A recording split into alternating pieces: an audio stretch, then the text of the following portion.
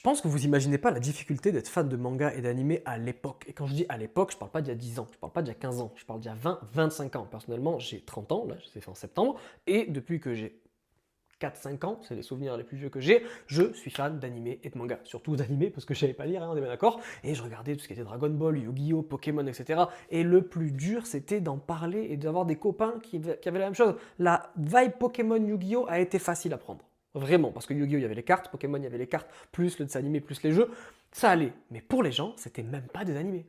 Il faut se dire ça. Dans leur tête, les gens, c'était pas des animés. Yu-Gi-Oh! Tout ça. C'était. Je sais pas. Dragon Ball, difficile. Mais quand est arrivée la phase, la grande phase, Naruto, One Piece, que derrière on a eu Fairy Tail, Bleach, qui était en même temps que Naruto, One Piece, où là, elle a trouvé des copains avec qui en parler, laissez-moi vous dire que c'était difficile.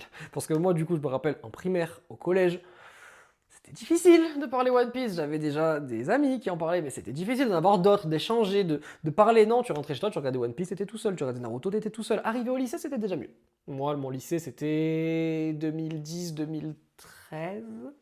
Ouais, c'est ça. 2010-2013, mon lycée. Et là, oui, c'était mieux. Mais avant ça, oulala, les fous du bus. Nous étions les fous du bus. Rien d'autre.